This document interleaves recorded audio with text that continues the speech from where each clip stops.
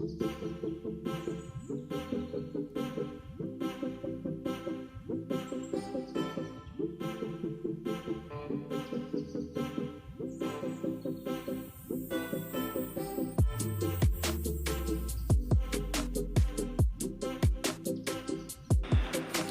बिस्मिल्लाहिर्रहमानिर्रहीम फ्रेंड्स, मूंग की दाल की मंगोचियाँ बनाने के लिए मैंने यहाँ पर तकरीबन 1 कप के करीब मूंग की दाल धो के भिगो दी थी। ठीक है।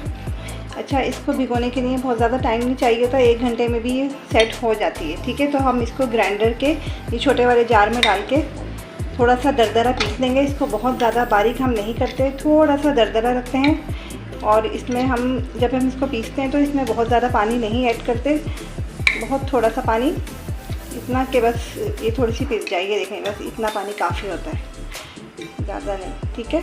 चलिए अब हम इसको थोड़ा सा दरदरा पीस लेते हैं। तो ये देखें दोस्तों, ये दाल को हमने पीस लिया है और यहाँ पे गाढ़ा सा बैटर हमने तैयार कर लिया है।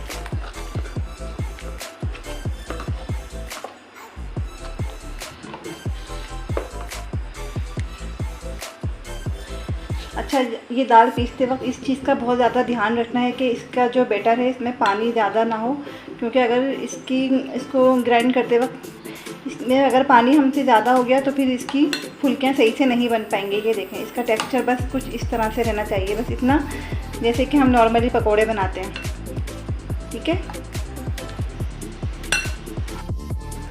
अब यहाँ पर फुल्कियों में डालने के लिए मेरे पास जो मसाले हैं वो आप देखें। ये बारीक चॉप की हुई प्याज है, बारीक चॉप किया हुआ धनिया और पुदीना, और 2 से 3 हरी मिर्चें बारीक बारीक मैंने काट के रख ली थी। अच्छा, ये भुना कुटा ज़ीरा है, 1 खाने का चमचा भर के नमक, कुटी हुई लाल मिर्च, और ये साबुत धनिया भुना हुआ कुटा हुआ। ठीक है।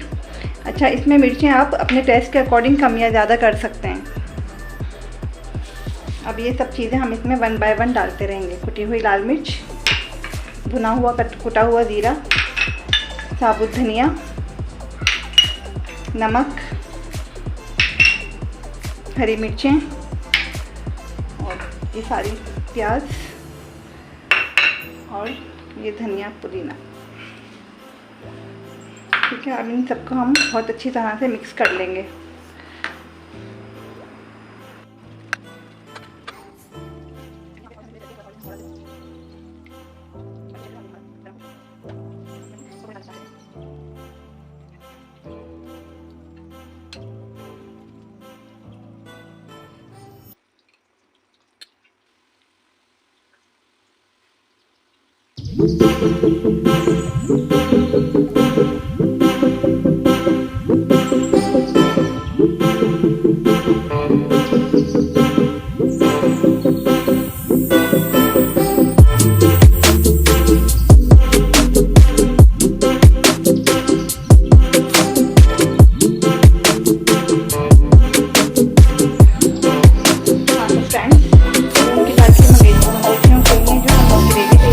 उसके लिए ये मैंने प्याज ले ली है और ये लिए हैं टमाटर।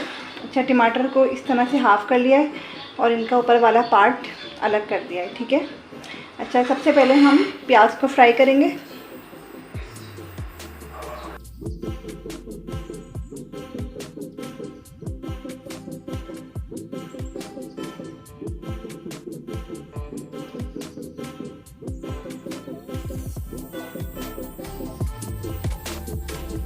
अच्छा जी, ये टमाटर और प्याज हमारे फ्राई हो चुके हैं और इनको हमने निकाल के ठंडा करने रख दिया था।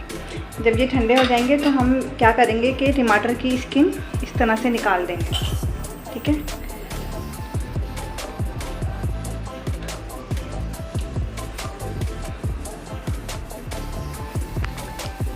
ये देखिए, टमाटर की स्किन को हमने अच्छी तरह से निकाल दिया है।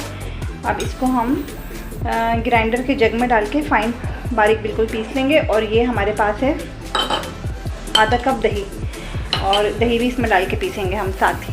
मैं आपको अभी दिखाती हूँ।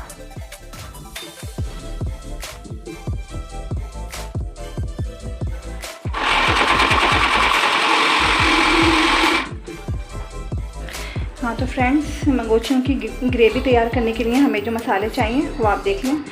ये है धनिया पाउडर, मैंने लिया है 2 चम्मच भर के। धनिया पाउडर इसमें भी ज़्यादा डालते हैं, पिसा हुआ धनिया, ठीक है। अच्छा, 1 चम्मच लिया है नमक और 1 चम्मच लिया है भर के हल्दी और लाल मिर्च का पाउडर। लाल मिर्च मैंने कम लिया, आप अपने टेस्ट के अकॉर्डिंग कम या ज़्यादा ले लें।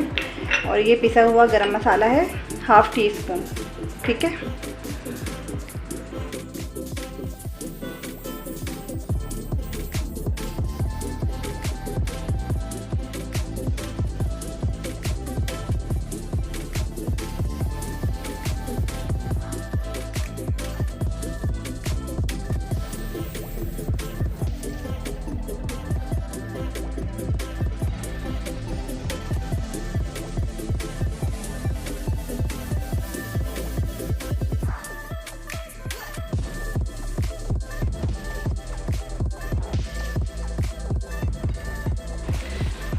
इसको चेक कर लेते हैं।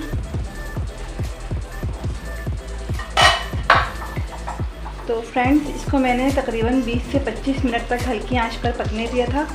तो मसाला अच्छे से भुन चुका है और ऑयल अलग हो गया है। लेकिन आप देख सकते हैं कि ऑयल इसमें बहुत कम नज़र आ रहा है, क्योंकि ऑयल में कमी रखती हूँ, क्योंकि जब हम इसमें ये फुल्कियाँ डाल के इसको दम पे रखेंगे तो अच्छा खासा ऑयल की क्वांटिटी खुद ब खुद बढ़ जाती है।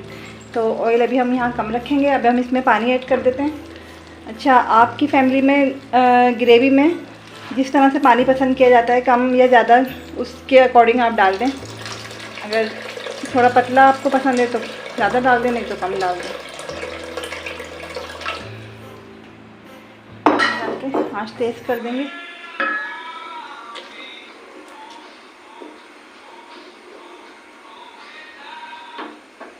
पानी इसमें थोड़ा ज़्यादा ही डाला जाता है, क्योंकि जब हम इसमें फुल्कियाँ डालते हैं तो वो फुल्कियाँ जो हैं वो पानी अपने अंदर ले लेती हैं, तो थोड़ा सा पानी ज़्यादा ही डाला जाता है।